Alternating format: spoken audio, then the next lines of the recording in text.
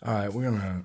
This is the first time I've ever disassembled a 229, but I figured I might as well go ahead and get that on video as well. I thought I was gonna have to have two 8s here, but I was enough finger pressure on one side. This side is unscrewing fine. I think the rest of the knife is gonna tear down from the other side, but okay, yeah. Yeah, it's gonna want to tear down from this side, which is fine. That's okay.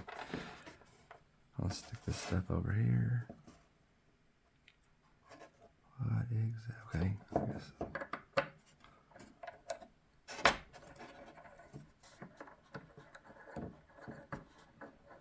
I like the fact that it's like every one of these screws on here is it's a number 8.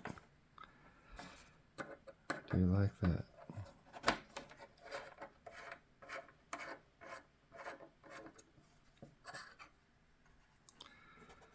Okay. Sorry, I've never taken a knife apart.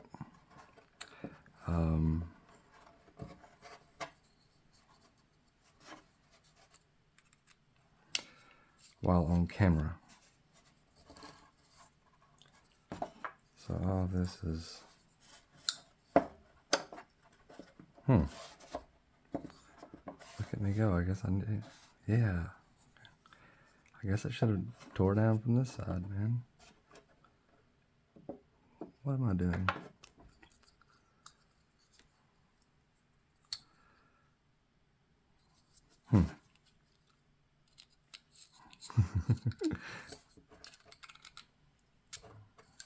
Okay, let's just get these two then. And it makes sense. I'm gonna have to do that to get that scale off anyway. Wow, some long screws. There we go. It's all falling apart in my hand now.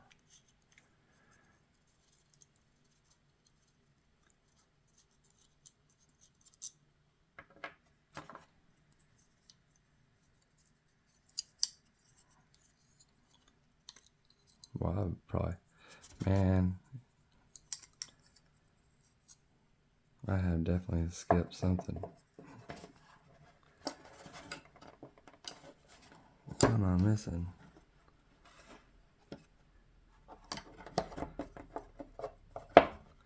That's interesting.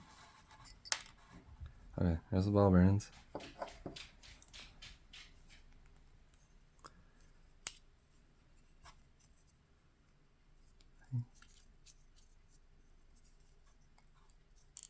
Wow.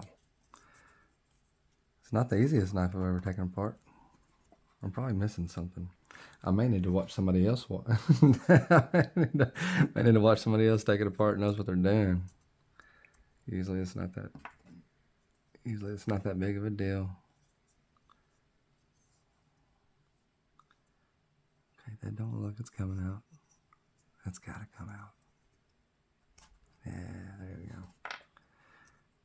Alright. There we go.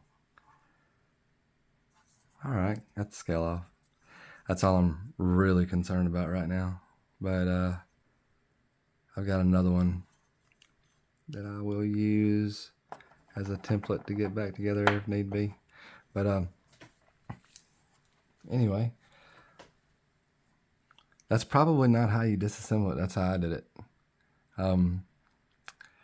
Usually I'm used to a knife breaking down from one side to the other, and it was appearing to me that the